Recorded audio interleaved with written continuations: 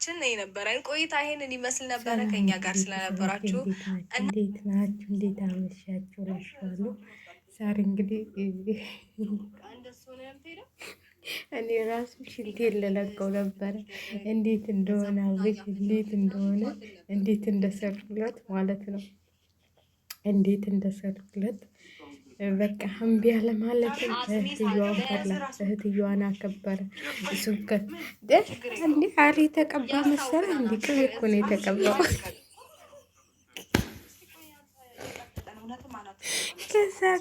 ከዛ ጋር የህልሚላ ታስጨንቀዋለች፣ እዚህ ጋር ሩታ ታስጨንቀዋለች። ኧረ ተውት፣ ልጁን ተውት፣ ያክል ልጆት ነው እያለ ደግሞ ዛሬ ማስታወቅም ጀምራለች ማለት ነው። እንግዲህ ያለገስኩ ልትል ነው እና እኔ ግራ ገብቶኛል የዘንድሮ ነገር ማለት ነው። እዚህ ጋር ሁለት ተከፍሏል። ያችን ጥሌሻ ላይ ድም ይላል፣ ይችን ጥሌሻ ላይ ድም ይላል።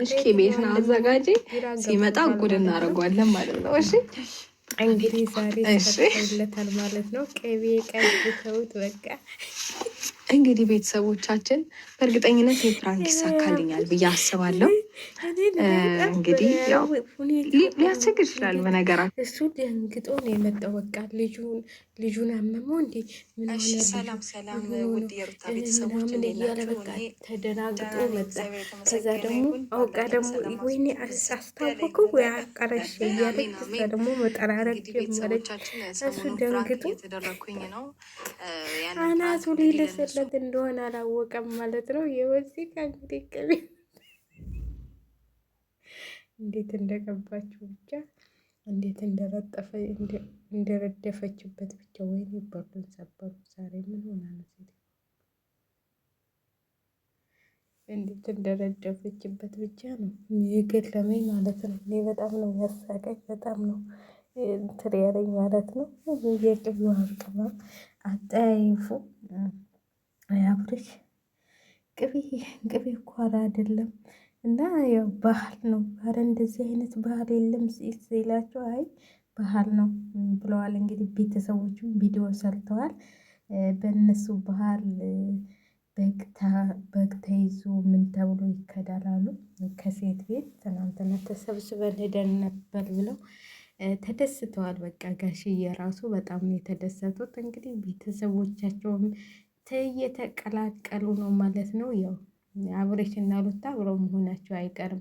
ሄርሜላ ከህይወቱ ውጭ ከአብሬሽ ህይወት ማለት ነው። ጥረኸኝ አትበል፣ ጥረኸኝ እንትን አትበል አትበይ። እሱ ህይወት ያለው ልጅ ነው። ሌላው ጋር ተለጠፊ ምን ሆነች ነው? ይኸው እንግዲህ ፈረንጁም ይፈልግሻል፣ ከፈረንጁ ጋር ተለጠፊ ማለት ነው። እና ሄርሜላ አታብዡ ማለት ነው። እሱ አሁን ቤተሰቦቹም ሁሉም ተግባብተዋል። ምንም እንትን የሚለው ከትንሽ ጊዜ በኋላ አብሮ መሆናቸው አይቀርም አብሬሽና ሩታ። ስለዚህ አንቺ ደግሞ መሀላቸው እየገባሽ ደህና ሊታረቁ ሲሉ አንቺ መሀላቸው እየገባሽ አትበጥብጫቸው ማለት ነው። ዛሬ ደግሞ አመመኝ ብለሽ አንዴ ሊያስታውቅ ነው፣ አንዴ እንትን ልል ነው፣ አንዴ የምልል ነው። አስታውቂያ እንግዲህ እዛ ተተኛሽበት ክደሽ እንደዛ መለጠ ምናምን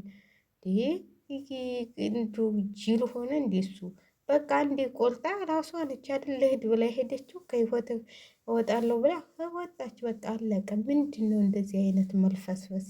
ምንድን ነው መልሶ ከእሷ ጋር የሚያገናኘ? ይችን የመሰለች ምን የመሰለ ወንድ ልጅ ራስህን የመሰለ ወልዳ ሰታ እሷን መንከባከብ ነው እንጂ እንዴ በቃ እንዴ ተዋት። በቃ ራሷን ትልት ሆነ ራሴ እቋቋማለሁ ብለ የለም እንዲ ምን ራሷ አትቋቋምም እንዲ ምን ታመምኩ ሞትኩ ምን አባባራት። ሬቺ ደግሞ ተንበላጠጠች። እስከዛሬ አብሮሽ ነበር ያስታመምሽ የነበረው ስትታመሚ። ስለዚህ እነ ሩታዬ ሰርተውለታል ዛሬ። የወይኔ ዛሬማ የረደፉለት ቅቤ እናቴ የረደፉለት ቅቤ ይምሰራችሁ። ለድፈውለታል ማለት ነው።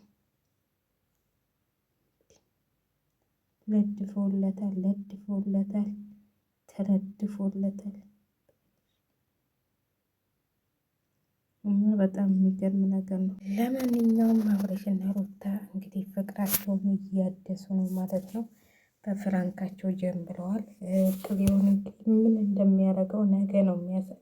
ነገ በራሱ ቻናል ይመጣል እና ሩታን የሚሰራላት ይመስለኛል። ሩታን የሚሰራላት ይመስለኛል። የነገው ደግሞ ከባድ ነው። ሩታን አትችሏትም። ፍራንክ አትስሯት። ልጅ ወስዳለሁ ብለህ ይኸው ሲያቀብጥህ ቅቤህን ተለድፈህ ያንተ እንኳን ይጠቅማል። ጥቅም አለው ማለት ነው። እና በነገራችን ላይ ሄርሜላ አብዝተሽዋል ማለት ነው። ሄርሜላ አብዝተሽዋል። ከህይወቱ ውጭ ደካ ልጁ እንዴ ወደ ልጁና ወደ ሚስቱ ይመለስ። አንቺ ምንድን ነው እዚህ ጋር እንዴ ተንፏቀቅሽ እኮ። ብቻዬን ጥለኸኝ አትሄድ። ያቅፎሽ ይተኛ ዛዳ ምን እጅ ትንዘላዘላለች፣ ትንበላጠጣለች።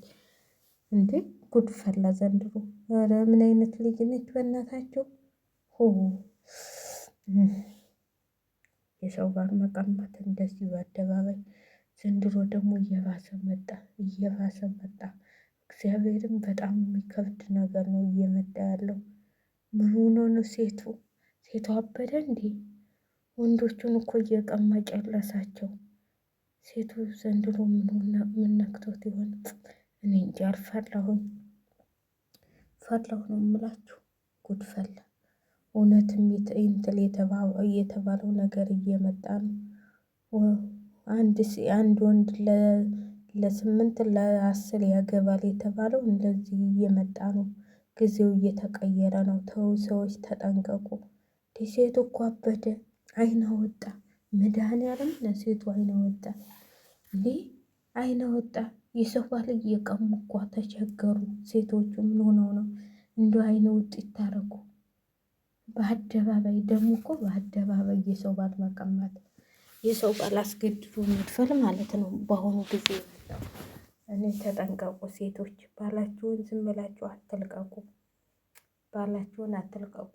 አሁንስ የሚያስፈራ ጊዜ መጣ። ባለትዳሮች፣ የልጆች አባቶች እንግዲህ ከሚስታቸው ጋር እየተለያዩ ቁጭ ሊሉ ነው። ወደ ይሄ የባሰ መጣ። የባሰ አላገር ትናትል ከካራ ያገሬ ሰው እውነት ነው። ስለዚህ ሴቶቹ አብደዋል።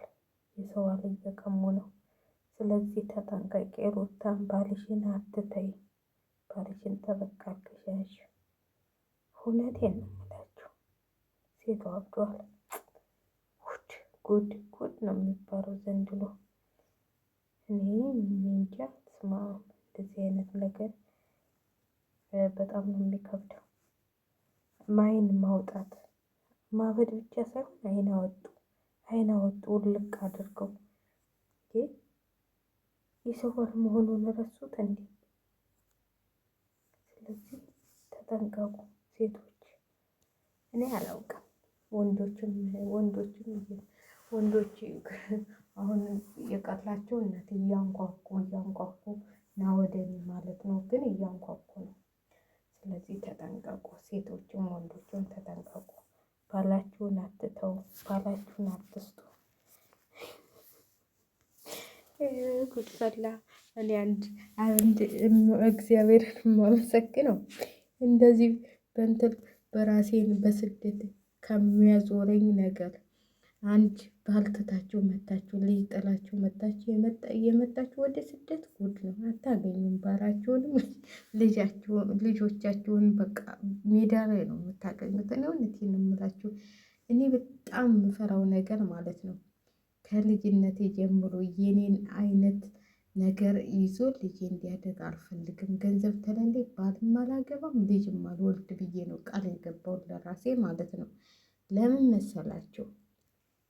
እኔ ልጅ መውለድ ጣልቼ አይደለም፣ እናት የለኝም። ልጄን ለባሌ ሰጥቼ መጥቼ ልጄን ጎዳና ላይ ጥሎ እሱ ሌላ ሚስት እኔ በምለፋበት ገንዘብ ልጄ ጎዳና ላይ ልጄ እየተሰቃየ ወይም ሴትም ትሆን እየተሰቃየች እንድትኖር አልፈልግም ብዬ ነው። እናት ቢኖራችሁ ወልዳችሁ ለእናታችሁ ጣል አድርጋችሁ ትመጣላችሁ። እናት ግን ተለላችሁ ልጃችሁ ከርታታ ሆኖ ነው የሚቀረው። ወለ እህት ወለ ምን ወለ ቤተሰብ ወለ ባል ማለት ነው። ምንም እኔ እንጃ። እኔ እሱን ነው አማምንበት ማለት ነው። እኔ ገንዘብ ሳይኖረኝ እኔ ምንም ሳይኖረኝ የኔን ልትል ይዞ ልጄ እንዲያድግ አልፈልግም። በአሁኑ ጊዜ ደግሞ አሁን ልጅ ወልጄ ጥሌ መጥቼ ባሌን ቀምተው ልጄን ጎዳና ላይ ጥለው እንዴ!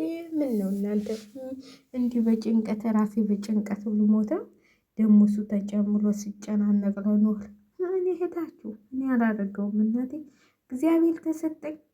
ልክ ሀገሬ ላይ ገብቼ መኖር ሲጀምር ኑሬ መኖር ሲጀምር ማለት ነው